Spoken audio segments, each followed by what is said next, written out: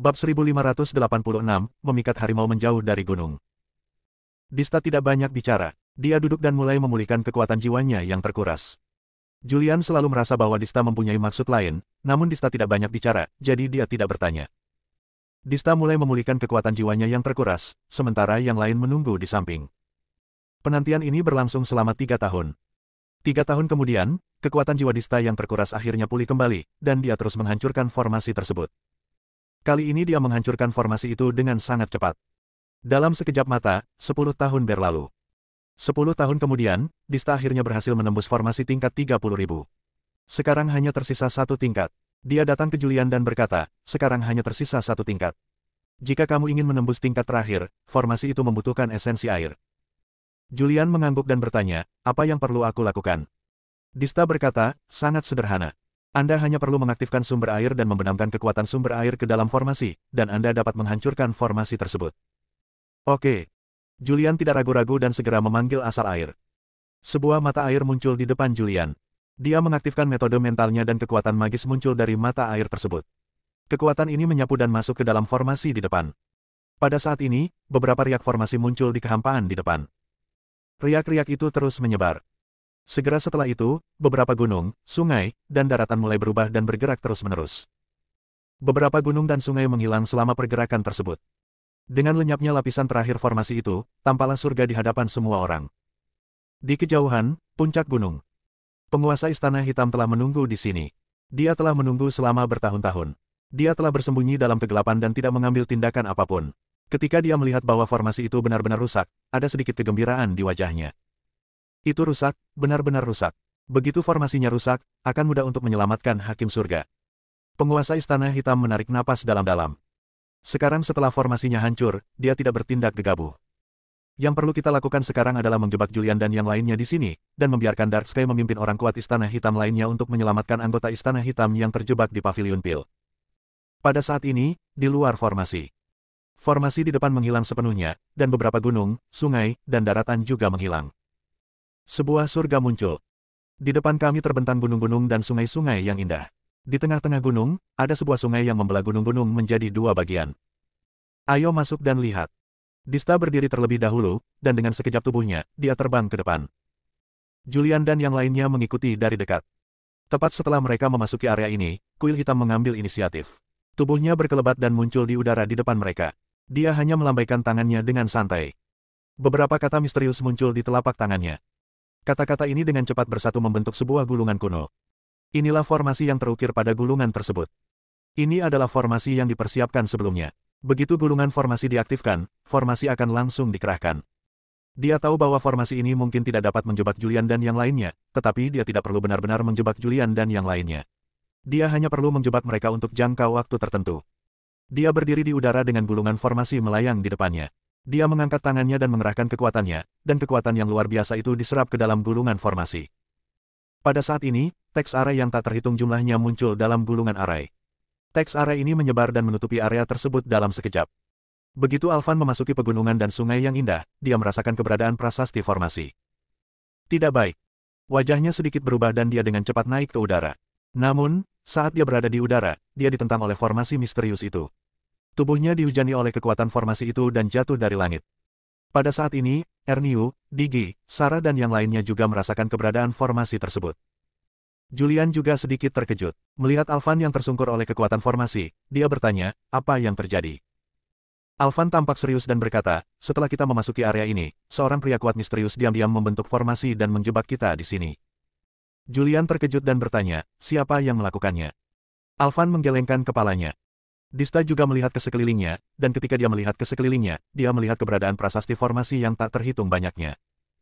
Tatapan mata Julian tertuju pada Dista dan bertanya, kamu bahkan dapat menghancurkan formasi yang ditetapkan oleh Dewa Leluhur. Berapa lama waktu yang dibutuhkan untuk menghancurkan formasi ini sekarang? Dista melihatnya sebentar dan berkata, 3 hari. Julian segera berkata, jangan ragu, hancurkan formasi dengan cepat. Ya. Dista mengangguk, lalu mulai memecah formasi. Setelah menyiapkan formasi, penguasa Istana Hitam segera mengungsi. Dia mundur ke kejauhan dan menyembunyikan dirinya, lalu segera menggunakan teknik rahasia untuk memberitahu Darksky yang berada jauh di luar alam pil. Kamu bisa bertindak sekarang. Cepat dan selamatkan anggota istana kita dalam 1 hari. Kalau tidak, Saat Alvan dan yang lainnya tiba, mereka tidak hanya tidak akan bisa menyelamatkan anggota istana kita, tetapi kamu juga akan tertangkap. Di luar alam pil, Darksky telah menunggu di sini selama bertahun-tahun. Selama bertahun-tahun, ia tidak aktif dan memulihkan diri dari cederanya. Segel daunnya hancur dan kekuatannya menurun drastis, tetapi sekarang Alvan dan Digi tidak berada di alam pil atau pavilion pil, meskipun kekuatannya telah menurun. Sekalipun segel daunnya rusak, dia tidak akan sebanding dengannya di seluruh pavilion pil. Setelah menerima perintah dari kepala istana, dia segera mengeluarkan perintah minggir. Ingat, tujuan kita kali ini adalah menyelamatkan anggota istana, bukan membunuh orang. Setelah menyelamatkan orang, segera evakuasi. Ya, Tuan. Sebuah suara yang nyaring dan jelas terdengar dari belakang. Hari ini cuaca cerah dan pavilion pil terasa damai. Apa itu? Tiba-tiba seorang murid pavilion pil berteriak kaget. Banyak murid memandang dan melihat awan hitam muncul di cakrawala dan berlalu dengan cepat. Ya, itu adalah Istana Hitam. Istana Hitam telah bangkit kembali. Cepat, beritahu Master Pavilion. Banyak murid yang panik. Tetua Agung juga panik. Dia mengaktifkan formasi pelindung gunung pada saat pertama, dan kemudian menggunakan teknik rahasia untuk memberitahu Alvan yang berada jauh di alam lautan langit. Alvan sedang menyaksikan Dista memecah formasi. Tiba-tiba, suara cemas dari Tetua Agung muncul di benaknya, Tuan Pavilion Tua, sesuatu telah terjadi. Istana Hitam telah bangkit kembali dan muncul di dunia pil lagi. Mendengar berita itu, Alvan tampak sangat serius dan tidak dapat menahan diri untuk tidak mengumpat, sialan. Julian berbalik dan menatapnya, lalu bertanya, Tuan Pavilion Tua, ada apa? Alvan tampak serius dan berkata, ahli Istana Hitam telah muncul di alam pil lagi. Alvan ingin menerobos ruang dan pergi, tetapi ada formasi di sini yang menyegel ruang. Bahkan Alvan tidak dapat menerobos ruang dan pergi. Dia segera mengirim pesan kepada Tetua Agung. Penatua Agung, kau harus bertahan. 3 hari, hanya butuh 3 hari, dan aku akan kembali. Setelah menyampaikan pesan itu, dia berteriak kepada Dista yang berusaha memecah formasi, Nona Dista, cepatlah, Istana Hitam telah muncul di pavilion pil lagi dan ingin menyerang pavilion pil. Sarah melirik Julian dan berkata, ini mungkin taktik Istana Hitam untuk memancing harimau menjauh dari gunung. Mereka telah menarik semua orang kuat dari pavilion pil ke sini untuk menyerang pavilion pil lagi. Julian tampak serius, mengangguk perlahan, dan berkata, benar sekali, saya harap belum terlambat. Dia menatap Dista. Sekarang, semua harapan ada pada Dista. Jika dia tidak dapat menghancurkan formasi dalam waktu singkat, pavilion pil akan hancur. Bab 1587, formasi pelindung gunung telah rusak. Di luar pavilion pil, awan hitam terus menyapu dengan kecepatan yang sangat cepat, dan dalam sekejap mata, mereka muncul di langit di luar gerbang gunung pavilion pil. Awan gelap menutupi kota pil. Ketika para biksu di kota pil melihat pemandangan ini, mereka begitu ketakutan hingga melarikan diri dengan panik.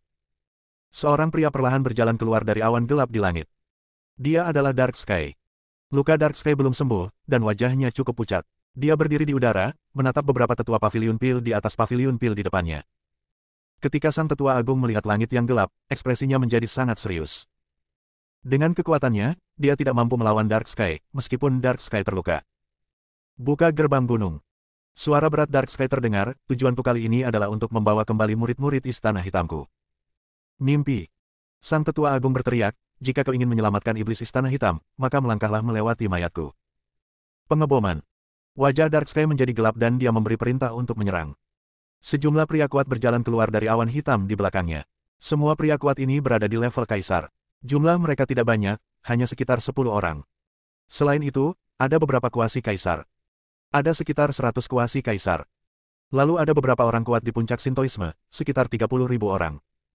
Orang-orang kuat ini adalah orang-orang kuat terakhir yang dapat dimobilisasi oleh Istana Hitam. Demi menyelamatkan murid-murid Aula Hitam mengirimkan orang-orang kuatnya yang terakhir, yang mulai menyerang formasi pelindung gunung pavilion pil. Dewa Kegelapan tahu bahwa dia tidak punya banyak waktu. Karena kepala istana tidak bisa menjebak Julian dan yang lainnya terlalu lama. Dia mengambil tindakan secara pribadi. Saat dia mengangkat tangannya, sebuah kekuatan yang mengerikan muncul, dan kekuatan ini berkumpul bersama untuk membentuk seberkas cahaya hitam. Seberkas cahaya meledak dan menyerang formasi perlindungan gunung pavilion pil. Dalam sekejap, beberapa retakan muncul di formasi perlindungan gunung. Banyak puncak pavilion pil yang dibangun kembali juga mulai berguncang. Sangat kuat. Sang tetua agung menyaksikan semua ini dengan ekspresi yang sangat serius. Ia tidak menyangka bahwa Darksky yang terluka bisa memiliki kekuatan yang begitu mengerikan. Tunggu. Sang tetua agung berteriak keras, Tuan Pavilion Tua telah memerintahkan agar kita dapat kembali dalam beberapa hari saja. Atas perintah Tetua Agung, banyak orang kuat di pavilion pil mengerahkan segenap upaya dan menuangkan kekuatan mereka ke dalam formasi perlindungan gunung. Formasi itu diberkati dengan kekuatan luar biasa dan menjadi lebih kuat. Penuh kebencian. Dark Sky terkutuk. Dia juga sangat cemas. Jika dia tidak dapat menguasai Paviliun Pil dalam sehari, akan sangat sulit untuk menyelamatkan orang-orang kuat di bawah komandonya. Pada saat ini, aura yang mengerikan keluar darinya. Aura hitam yang tak terhitung jumlahnya muncul dari tubuh, dan aura hitam ini berkumpul bersama untuk membentuk pedang raksasa. Pedang itu panjangnya 10.000 meter dan membawa kekuatan jahat dan mengerikan. Kekosongan di sekitar pedang itu terdistorsi oleh kekuatan yang dahsyat, dan retakan-retakan kecil pun muncul.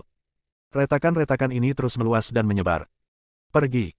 Dark Sky melambaikan tangannya dengan santai, dan pedang raksasa sepanjang 10.000 meter itu melesat keluar dengan cepat, lalu jatuh dan menebas formasi pelindung gunung Paviliun Pil. Boom! Dalam sekejap, bumi berguncang. Suara mengerikan itu bergema di seluruh area, menyebabkan banyak kultivator di kota Pil yang jauh berdarah dari ketujuh lubang, dan beberapa dari mereka yang kultivasinya lebih lemah langsung mati. Dalam formasi itu, banyak orang kuat Paviliun Pil terguncang dan jatuh dari langit, jatuh dengan keras ke tanah, dan terluka dalam sekejap. Dark Sky merupakan wilayah kekuasaan Kaisar Tujuh Langit. Meskipun dia terluka, dia masih sangat menakutkan ketika dia menggunakan seluruh kekuatannya. Ketika dia mengerahkan kekuatan penuhnya, retakan kembali muncul dalam formasi itu. Namun, orang-orang kuat dari Paviliun Pil terus mengerahkan kekuatan mereka dan memperkuat formasi. Formasi yang rusak dipulihkan dan menjadi kokoh lagi. Nom! Pedang raksasa itu jatuh lagi. Serangan lagi terhadap formasi perlindungan gunung Paviliun Pil. Kekuatan pukulan ini lebih kuat dari pukulan sebelumnya. Di Paviliun Pil, banyak orang kuat terkejut dan memuntahkan darah. Bahkan seorang kaisar yang kuat seperti Tetua Agung terkejut dan memuntahkan darah. Wajahnya sangat pucat. Jika terus seperti ini, formasi ini pasti akan hancur. Jangankan 3 hari, kita bahkan tidak akan mampu bertahan selama 1 jam. Apa yang harus kita lakukan? Apa yang harus kita lakukan? Sang Tetua Agung merasa sangat cemas. Gemuruh. Di luar formasi, Dark Sky terus menyerang formasi. Meskipun kekuatan serangannya diblokir oleh formasi, sebagian kekuatan masih menembus Paviliun Pil melalui celah-celah formasi, dan beberapa gunung, sungai, dan tanah di Paviliun Pil juga hancur. Sang Tetua Agung panik dan segera mengeluarkan perintah, buka jalan keluar darurat, para murid, cepat pergi. Setelah memberi perintah, dia menggunakan teknik rahasia untuk berkomunikasi dengan Alvan lagi. Tuan Paviliun Tua, orang kuat Istana Hitam terlalu menakutkan, dan formasinya tidak bisa bertahan lama. Setelah mendengar berita itu, Alvan segera memerintahkan, karena kita tidak dapat menahannya, maka kita harus mengungsi dan menjaga kekuatan kita. Ya. Setelah menerima perintah itu, Sang Tetua Agung pun berencana untuk menyerah. Akan tetapi, murid-muridnya masih mengungsi, jadi dia harus terus bertahan. Kecuali Tetua Agung, tetua lain dan orang kuat lainnya berjuang untuk bertahan. Mereka mengerahkan seluruh upaya untuk mengendalikan formasi dan menstabilkannya. Setelah semua murid dievakuasi, Tetua Agung memberi perintah evakuasi. Seketika kemudian, tubuhnya berkelebat dan menghilang di udara, dan sesaat kemudian ia muncul di lorong pintu darurat. Para tetua lainnya mengikuti. Ketika para tetua ini muncul di lorong darurat itu pun menghilang. Setelah beberapa saat, boom! Formasi perlindungan gunung Paviliun Pil hancur. Para prajurit Istana Hitam bergegas masuk, membuka ruang bawah tanah, dan melepaskan para prajurit Istana Hitam yang dipenjara di ruang bawah tanah tersebut. Alam langit dan laut. Alvan telah memperhatikan usaha Dista untuk menghancurkan formasi tersebut. Dia sangat cemas dan berharap Dista dapat menghancurkan formasi tersebut secepatnya. Akan tetapi, sebelum Dista dapat menghancurkan formasi tersebut, berita dari Tetua Agung pun tiba. Master Paviliun Tua, semua murid kami telah dievakuasi ke tempat yang aman. Namun, formasi perlindungan gunung Paviliun Pil telah rusak, dan para Master Aula Hitam yang ditangkap sebelumnya seharusnya telah diselamatkan. Mendengar ini, Alvan tampak sangat serius. Melihat ini, Julian bertanya, Tuan Paviliun Tua, bagaimana situasinya sekarang? Alvan menghela nafas dan berkata, formasi Paviliun Pil telah hancur. Julian terkejut dan buru-buru bertanya, bagaimana keadaan korban sekarang? Alvan berkata, tidak ada korban jiwa. Aku sudah memberikan perintah untuk mengungsi jika mereka tidak dapat bertahan. Semua murid telah mengungsi, tetapi orang kuat Aula Hitam yang ditangkap sebelumnya telah diselamatkan. Julian menghela napas lega dan berkata, asalkan tidak ada korban, itu baik-baik saja. Alvan menghela nafas dan berkata, hanya saja para Master Istana Hitam telah diselamatkan. Akan sulit untuk memusnahkan mereka lain kali. Jika aku tahu akan seperti ini, aku seharusnya telah memusnahkan para Master Istana Hitam ini sebelumnya. Julian menyalahkan dirinya sendiri, ini semua salahku. Aku ceroboh dan itulah sebabnya Istana Hitam memanfaatkanku. Alvan berhenti sejenak dan berkata, itu bukan salahmu. Istana Hitam bertekad untuk menyelamatkan orang-orang kuat ini. Istana Hitam berada dalam kegelapan dan sulit untuk bertahan. Julian tidak berkata apa-apa lagi. Ekspresinya serius. Dia bertanya-tanya, setelah Istana Hitam menyelamatkan sekelompok orang kuat ini, apa rencana lanjutannya? Namun, Istana Hitam terlalu misterius, dan dia hanya tahu sedikit tentangnya. Sangat sulit baginya untuk mengetahui rencana Istana Hitam selanjutnya. Waktu terus berjalan, hari demi hari. Dalam sekejap mata, 3 hari berlalu. Dan Dista juga memecah formasi. Begitu formasi itu hancur, Alvan bergegas kembali ke Paviliun Pil bersama Digi. Namun, Paviliun Pil telah hancur sejak lama, dan semua prajurit Istana Hitam yang dipenjara di ruang bawah tanah Paviliun Pil telah diselamatkan. Untungnya, mereka dievakuasi terlebih dahulu dan tidak ada korban jiwa. Jika mereka bertahan sampai mati, Paviliun Pil akan menderita kerugian besar. Bab 1588, gambar garis di tanah untuk membuat penjara. Alvan dan Digi berdiri di reruntuhan Paviliun Pil, keduanya tampak hikmat. Bukan karena Paviliun Pil hancur, tetapi karena semua orang kuat di Istana Hitam diselamatkan. Bahkan salah satu dari mereka akan dianggap sebagai salah satu orang super kuat terbaik di dunia luar. Bila semua kekuatan ini bersatu, tidak ada satu kekuatan pun di seluruh Hopeless Heaven yang mampu mengalahkan mereka. Tuan Paviliun Tua, apa yang harus kita lakukan sekarang? Tanya Digi. Alvan berpikir sejenak dan berkata, pada titik ini, kita tidak punya pilihan selain menyerah untuk saat ini dan pergi ke alam lautan langit untuk bertemu Julian terlebih dahulu. Kita bisa membicarakan sisanya nanti. Ya, Digi mengangguk. Setelah keduanya kembali ke Paviliun Pil untuk memeriksa situasi, mereka segera pergi dan menuju alam lautan langit lagi. Alam lautan langit, tempat yang indah. Julian dan lainnya sedang menunggu di sini. Segera, Alvan dan Digi kembali. Julian bertanya dengan tergesa-gesa, bagaimana situasinya? Alvan menghela napas dan berkata, Paviliun Pil telah dihancurkan lagi, tetapi semua murid kita telah melarikan diri ke tempat yang aman. Julian tampak serius, Istana Hitam ini benar-benar sulit dihadapi. Begitu kita menghancurkan formasi, kita dikendalikan oleh formasi itu. Pasti ada orang kuat dari Istana Hitam yang bersembunyi di kegelapan. Alvan mengangguk sedikit dan berkata, ya, kali ini mungkin penguasa Istana Hitam yang keluar sendiri. Dista melangkah maju dan berkata, kita abaikan saja semua itu sekarang, masuk saja dan lihat dulu. Baiklah, Julian mengangguk. Dia juga menjadi tertarik pada Hakim Surga yang disegel di sini. Dista pastilah orang yang sangat kuat yang bereinkarnasi dari zaman kuno. Secara logika, dia tahu kengerian Hakim Surga, tetapi sekarang dia sendiri yang membuka formasi itu. Dia tampaknya sama sekali tidak takut pada Hakim Surga di sini.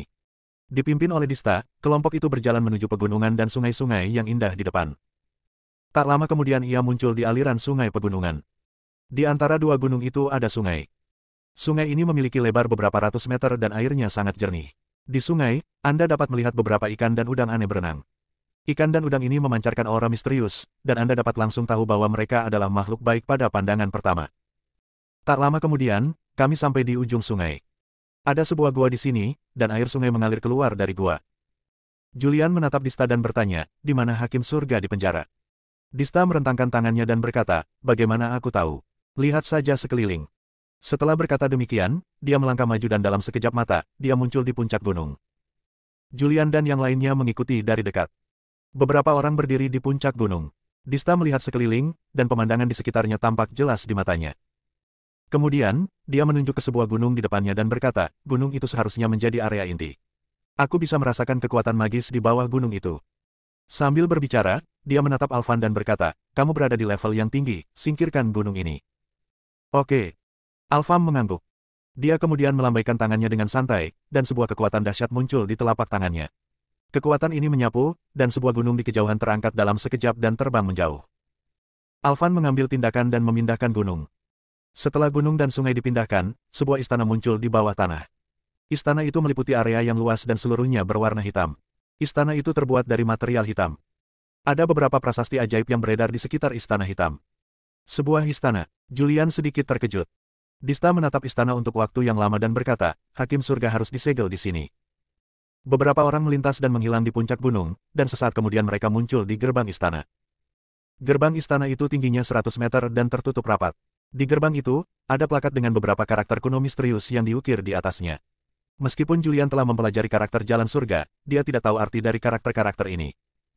Dia melirik Dista dan bertanya, apa arti kata-kata di gerbang istana? Dista menatap pintu selama beberapa detik sebelum bergumam pada dirinya sendiri, buatlah garis di tanah untuk membuat penjara. Apa artinya? Julian bingung. Semua orang menatap Dista dengan bingung.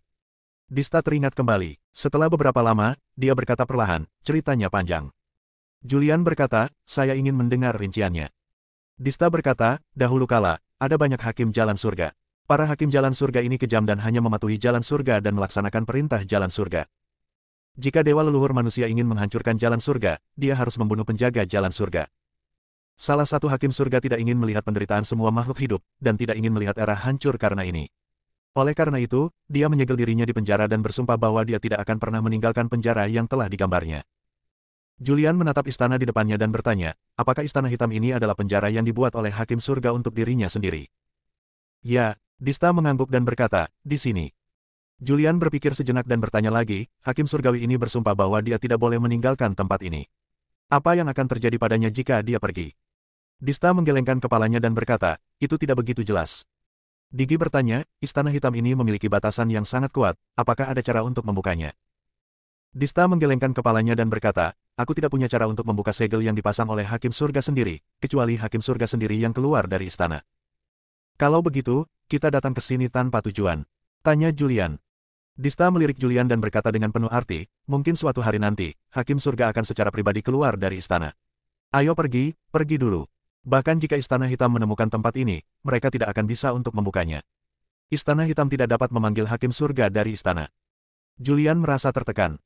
Dista tampaknya telah mengetahui semua ini sejak lama. Namun jika memang demikian, mengapa repot-repot bersusah payah membuka formasi 30.000 lapisan itu? Dista tidak berkata apa-apa lagi, mengatupkan kedua tangannya, dan berkata, sampai jumpa nanti. Setelah berkata demikian, tubuhnya berkelebat dan lenyap dari pandangan mereka. Julian dan yang lainnya saling memandang.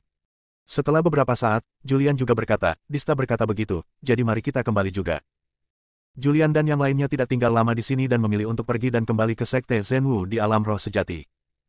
Selama periode ini, penguasa Istana Hitam telah mengikuti mereka sampai Julian dan yang lainnya pergi, dan kemudian dia muncul di luar Istana Hitam. Dia berdiri di luar istana, memandanginya, dalam keadaan linglung untuk waktu yang lama.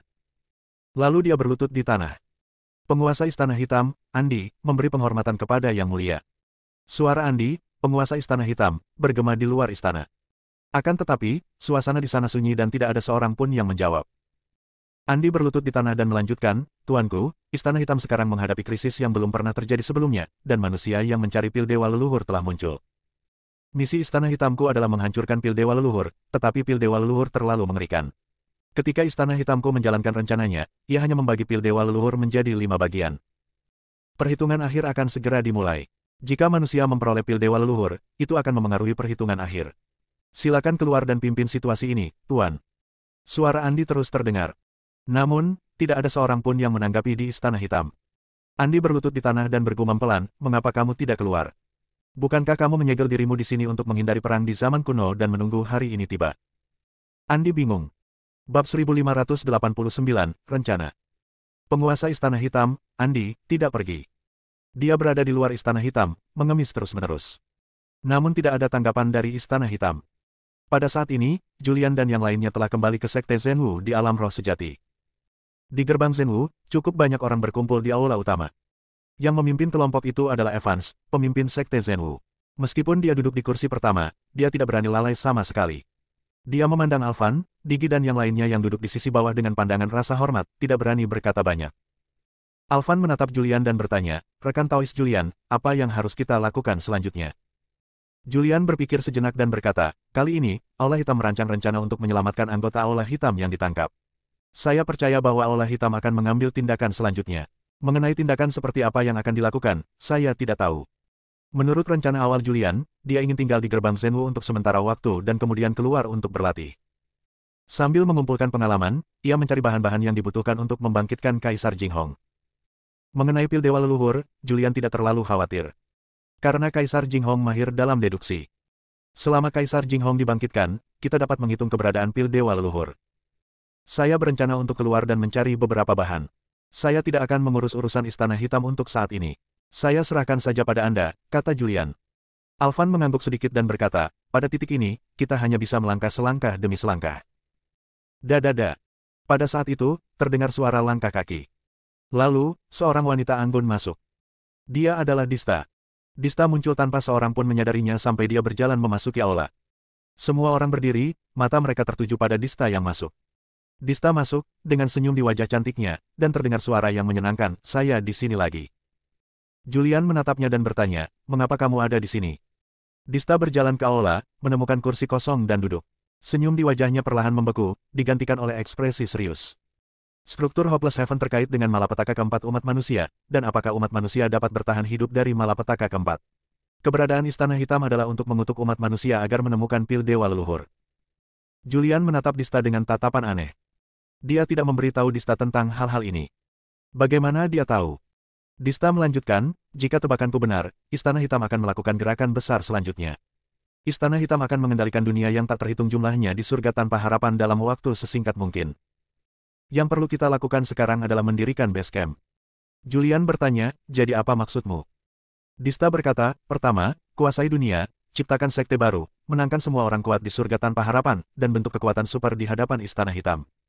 Hanya dengan cara ini kita dapat bersaing dengan Istana Hitam di masa depan.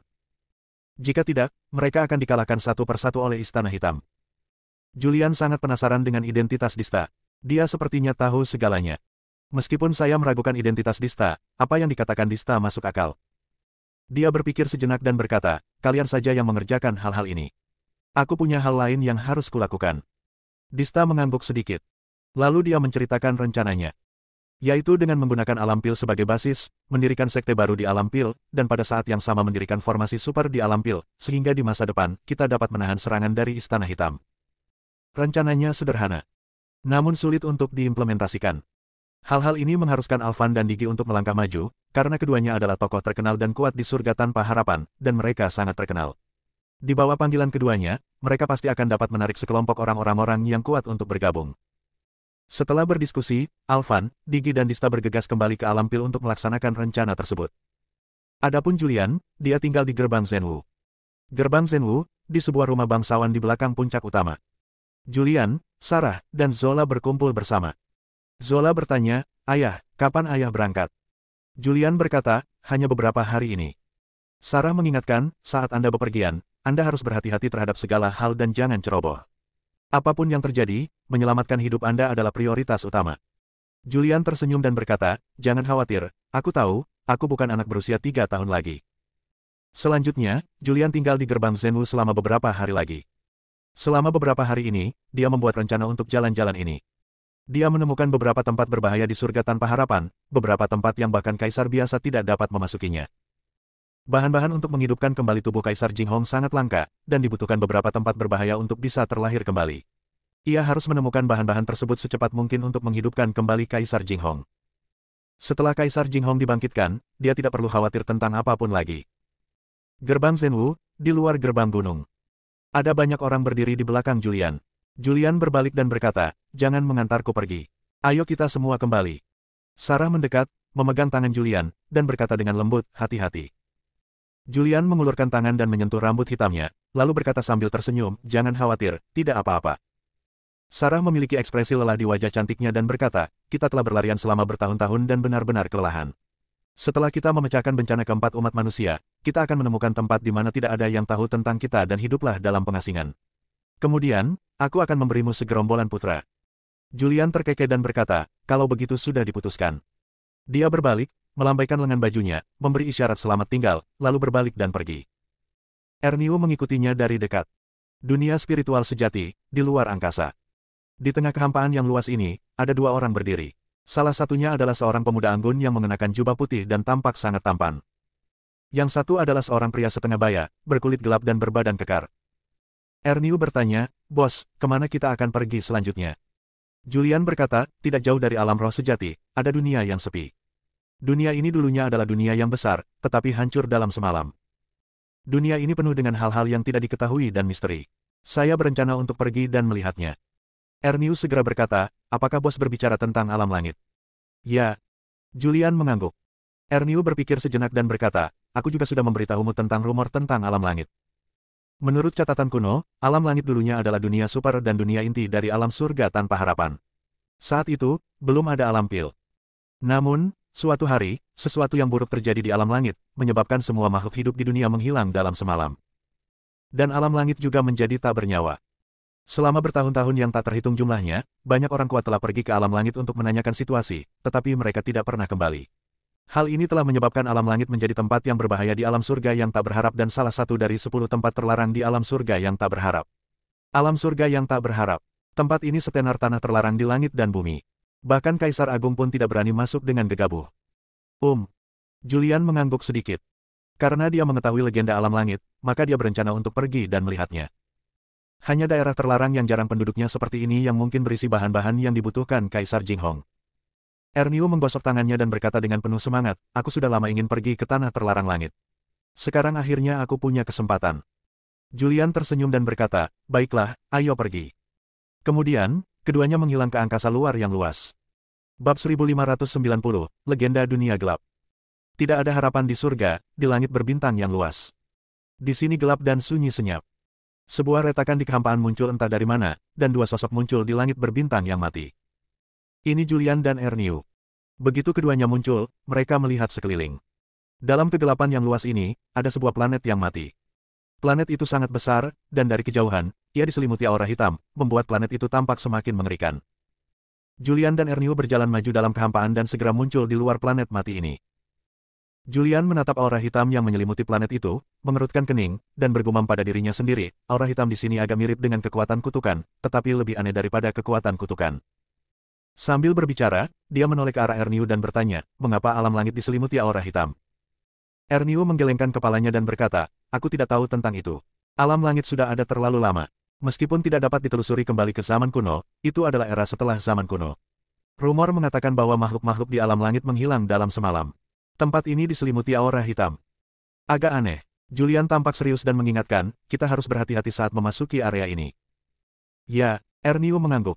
Namun, pada saat ini, sebuah suara datang dari rumah abadi Julian. Julian, hati-hati, tempat ini agak aneh. Setelah mendengar suara ini, Julian merasa gembira dan tidak dapat menahan diri untuk bertanya, Kaisar, apakah Anda sudah bangun? Suara Kaisar Jinghong terdengar dari istana abadi. Saat tidur, aku merasakan jejak kekuatan yang tidak biasa. Aku pernah melihat kekuatan semacam ini sebelumnya. Ya. Julian tercengang dan bertanya, kekuatan macam apa ini? Di mana kamu melihatnya?